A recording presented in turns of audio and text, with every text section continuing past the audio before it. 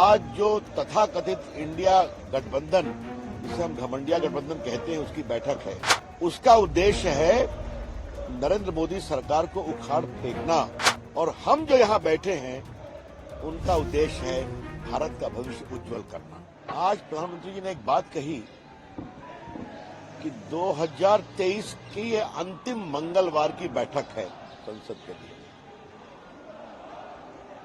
और अभी जो हॉल है उसमें लगभग 2.5 ब्लॉक बीजेपी के सांसदों से भरता है। 24 में पूरा ब्लॉक भर जाएगा, और जो विपक्ष के लोग हैं उनकी संख्या क्या होगी ये बताने की जरूरत नहीं है। और उसका कारण बहुत स्पष्ट है। आज जो तथाकथित इंडिया गठबंधन, जिसे हम घमंडिया गठबंधन कहते हैं, उसकी बैठक है, उसका उद्देश्य है नरेंद्र मोदी सरकार को उखाड़ फेंकना। और हम जो यहां बैठे हैं, उनका उद्देश्य है भारत का भविष्य उज्जवल करना। ये सोच का अंतर है और जनता उसको देखती है। और प्रधानमंत्री जी ने बहुत विशेष रूप से इस बात को कहा कि पिछले 10 साल में मैं जिस दिन भी मंगल को दिल्ली में रहा हूं, मैंने एक बैठक भी छोड़ी नहीं है, उसको बाकायदे अटेंड करता हूं। और बहुत ही भावुक तरीके से उन्होंने कहा, मेरे कार्यकर्ता का भाव जिंदा है। उससे मन को बहुत संतोष मिलता है कि जिस संगठन के विस्तार में पीढ़ियों ने अपना जीवन खपाया, वो परंपरा चलनी चाहिए। ये बहुत ही आवश्यक है।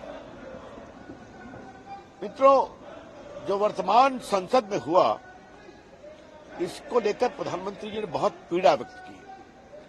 संसद चर्चा का विषय है। कई गंभीर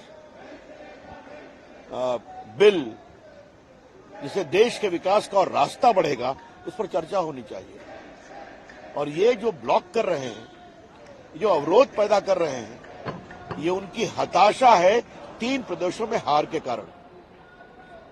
तो उस हताशा की खींच को निकालने के लिए संसद में अवरोध पैदा किया जा रहा है। और उससे बड़ी चिंता की बात यह है कि जो नौजवान बच्चे लोगों ने कुछ किया, उसको डायरेक्टली इनडायरेक्टली जस्टिफाई करना, ये तो और भी चिंताजनक है लोकतंत्र में। How can any party believing in democracy can seek to covertly और ओवर्टली, डायरेक्टली और indirectly justify what happened in the parliament? उसकी जांच हो रही है, उसकी होनी चाहिए। तो इसका मतलब यही है कि विपक्ष के लोगों को मालूम है कि उनको विपक्ष में ही बैठना है, इसलिए अपने चाल, चिंतन और सोच में कोई बदलाव नहीं कर रहे। उनकी संख्या और छोटी होने वाली है, इसलिए उनका पूरा व्यवहार, आचरण भी उसी प्रकार का है। ये बहुत दुर्भाग्यपूर्ण है।